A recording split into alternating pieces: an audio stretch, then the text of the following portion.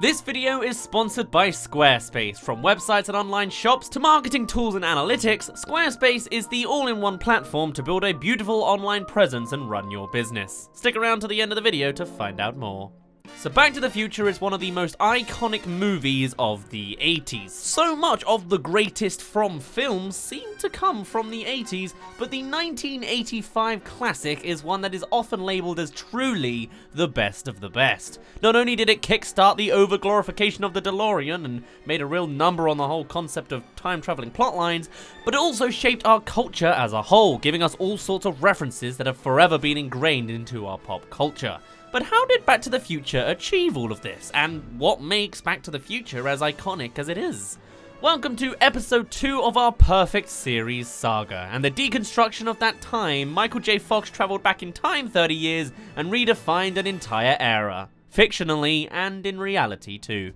Also, as a little disclaimer, although I'm pretty sure everyone enjoys the entire trilogy as a whole, today we're only covering the core original. After all, it is the one that is deemed the best of the three, and so would be the closest to perfect. Plus, I could very easily over-ramble on the series, and you probably wouldn't want that. So BTTF1, released in the summer of 1985, for me personally, I obviously don't have a direct connection to this film.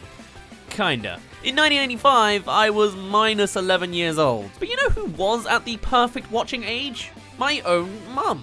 At this time, she was 15 years old and a massive fan of Michael J. Fox. She may have come into it for the boys and the romance, and that may still be her favourite part, but she came out with an adoration of the film as a whole. The science fiction, the jokes, the seriousness, all of it wraps amazingly together into a script that makes every single line in the story mean something that comes back later on. It gave it enough of an impression on my mum that by the time I was pretty much able to look at a television screen and focus, I had memorized every single beat of the film through rewatching the old VHS tapes. I've seen this film more times than I can count or remember.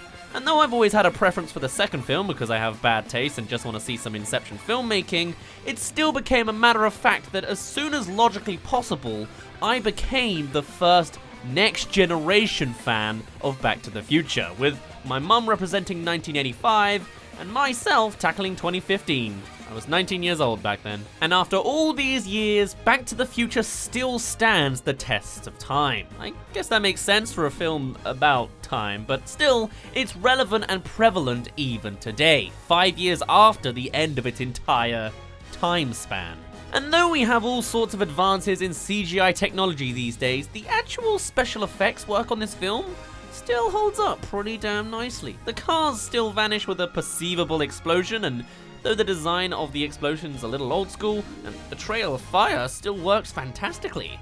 The sole bad shot in the entire film is probably the poorly green-screened hand of Marty McFly as it slowly fades away, something only a rushed production schedule can be blamed for. And in the face of all sorts of reboots and sequels, Back to the Future stands tall as one of the few series, if not the only series, that seems impervious to this corporate wave of nostalgia. It damn well invented nostalgia culture, if not at least predicted it with its era jumping back to the 50s and all that.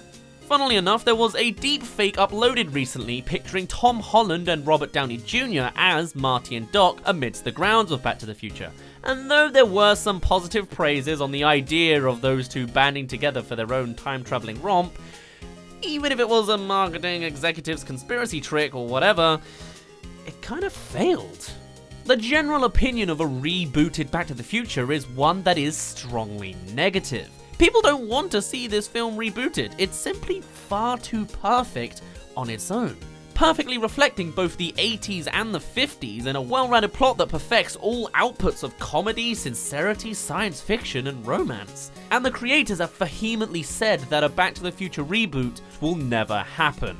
And to that I say good. At most I'd want a sequel trilogy picturing a completely different couple of decades, but with the way the film industry is, you just know it'll only ruin the sanctity of the original, so maybe not. So is Back to the Future absolutely perfect?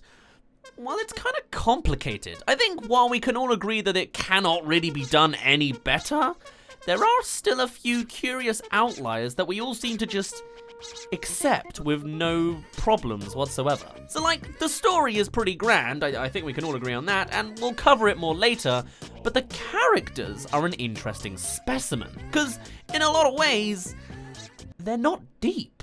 With this film being a family-friendly, mostly romp, the characters were awfully simple, and yet it's their drive that pushes the plot forwards. George McFly is your basic shy nerdy type, unwilling to come out of his shell and easily bullied. He's not got a complex spiral of thinking in his head, but he's certainly substance to keep the plot going just through the concept of who he is and what he's expected to do. Same with most people in this film. Biff is the big brainless baddie. He has elements of comic relief for the audience and connotations to Donald Trump for those of us watching in the future, but otherwise, there doesn't need to be much there. It's just a simple film.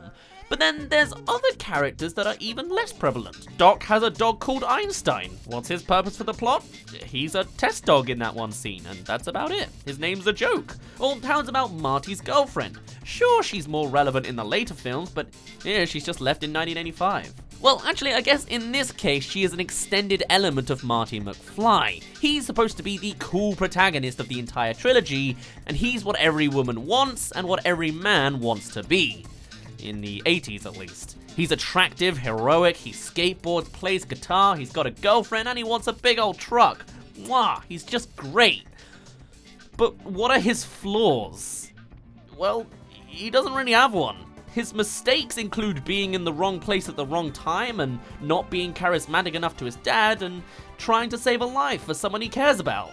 Not really major flaws, he's a flawless character. And in any other format, that's bad character writing. Yet somehow here, it works perfectly fine. And when a flaw is planted onto him in the sequel, it, Chicken!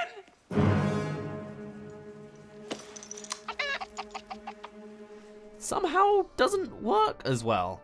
Being flawless in a sense works great here, as his trials don't require big feats of strength or heroism. He just needs to communicate in a social sense to bend his looming reality into the right direction, and no flaws will impact that essentially. But then there's another oddity about Marty, his relationship with Doc. How precisely they met or even know each other is never explicitly explained. We just see he has a giant amp from Doc and that they are good buddies in their little science cave. And really, that just comes down to a trope from the 80s of having this super genius sidekick type. You'll just kind of accept this reality without the need of some backstory, something that would never fly in modern films, it seems. Okay, so the character details somehow are missing pieces, but it never really affects the overall quality. Let's dive into the actual story beats, or at least the iconic moments, to see where this quality does come from then.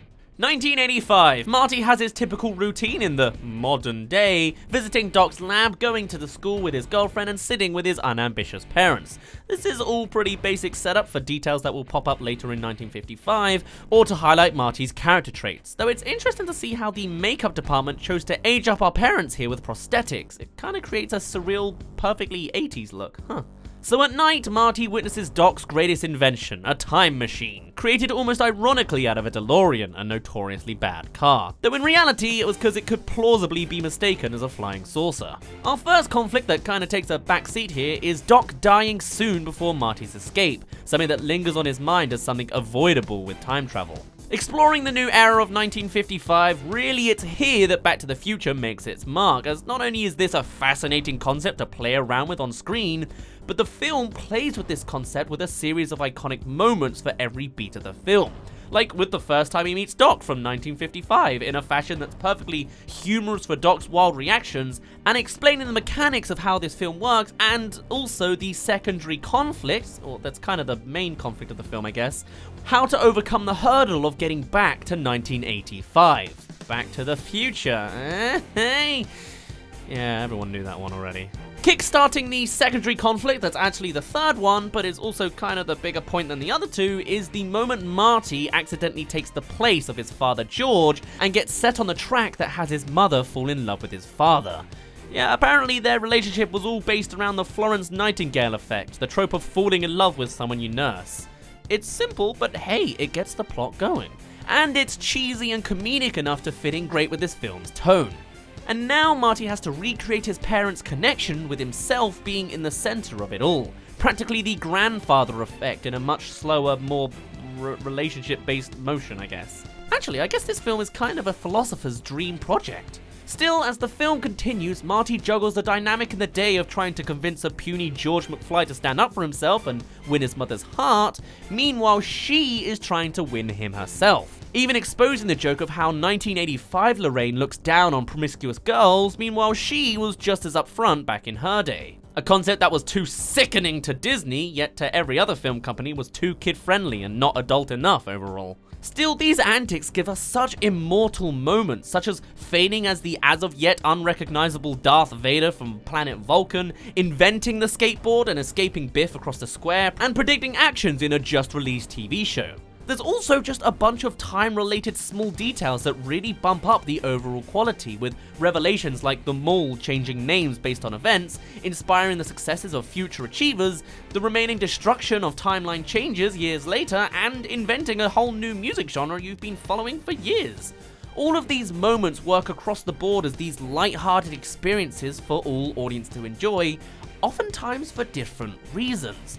While my 1985 mum may have enjoyed the skateboarding scene for Marty having his moment of glory, young me found the hazmat suit and the music scene very hilarious, whilst a more aged me really appreciates the small references scattered in for those that pick it up. The story's simplicity alongside its unique concept allows for a film that miraculously doesn't overcomplicate itself and confuse its audience, like many imitations have done since, and instead achieves the exact opposite, drawing everyone in through its multi-layered presentation. Doing that undoubtedly makes it something special. It's simple enough that everyone gets it, yet it has complexities in its concept that doesn't confuse anyone. Unless you're incredibly drugged up. And the climax of the film all comes to be at the big dance, where all of our arcs are paid off in several ways. The conflict between Marty and his mum are resolved through brute force that kinda ends up just being luck, really, but who cares? I guess we agree on the message, right? Whilst the confidence of George McFly comes in a moment of both luck and reality, as the plan to fake an attack on Marty becomes real when Biff invades the scene. Though it does make me wonder what happened in the original timeline of events, since Marty was never there in the first place. Ugh.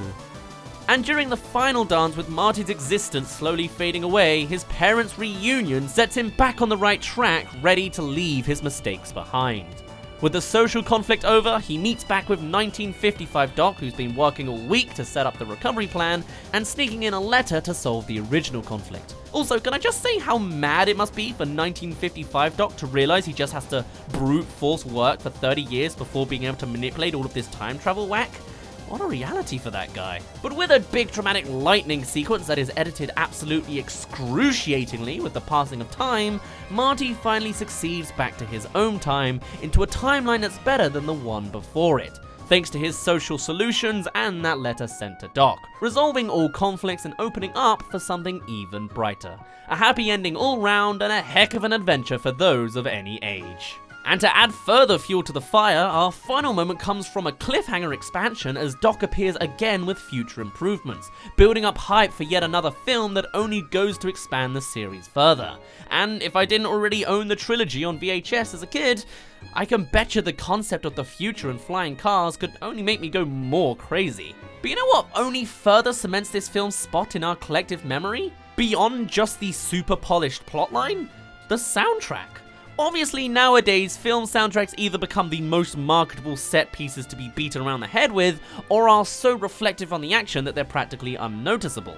But the 80s did things particularly differently, as Back to the Future's big theme is a full frontal lyrical pop song. And that's awfully rare these days. In fact, it just doesn't happen. Unless you're a Bond film, you either create instrumental main themes to stick with, or you just take from already established pop songs and embed them in your movies. Something like this just doesn't happen anymore. And the connections from the lyrics to the concept of the film is a surprisingly fresh breath of air to hear, all pulled together in its cheesy family way. But then, even forgetting that, the Back to the Future trilogy has an iconic enough score through one simple technique.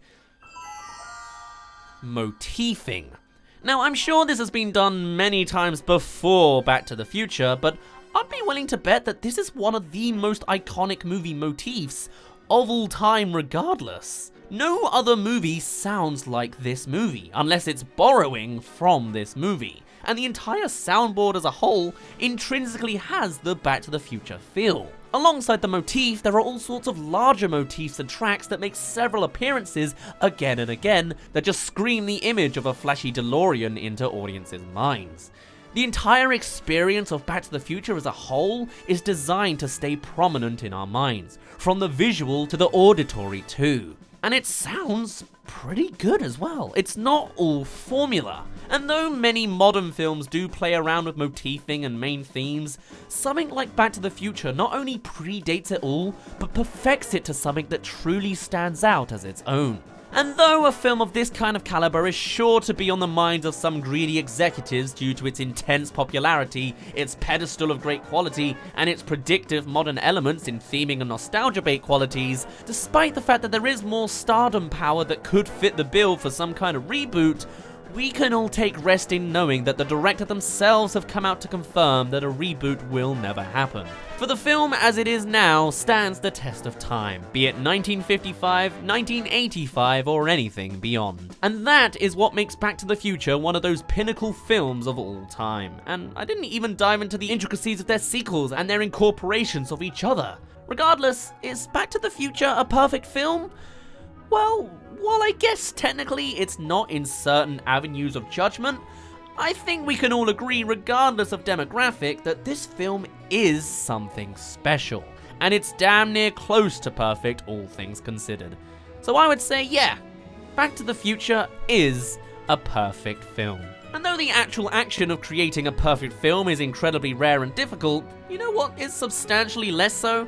Being able to create your own website. That's where Squarespace comes in. Squarespace has all sorts of features that makes your website production as easy as possible. From the easy cross-platform importing from other sites such as Twitter or Instagram to full-on videos from YouTube or Vimeo. Funnily enough, back when I was doing a film production degree, one assignment had me making my own website, which I tried to build without any kind of assistance, and that was a massive pain, to say the least. One of the worst aspects was slowdown from too many assets. But with videos, for example, Squarespace has systems to improve load speed through tricks like overlaying custom images to your video when unplayed. It's really effective stuff and probably could have helped with my grade on that piece. So head to squarespace.com for a free trial, and when you're ready to launch, use this link here with the code DAZREVIEWS to save 10% on your first purchase of a website or domain. But otherwise, that was just a snippet of why Back to the Future has captured all of our hearts and why Back to the Future is a perfect film. For now, my name's been Dazz, you didn't really care, and I'll see you in a bit. Back to the Future is one of those incredibly important films. I would love to see it anew somehow, but I also really don't. Maybe I just want a boosted, edited version of the original footage. Who knows? Still, it's a good trilogy, man.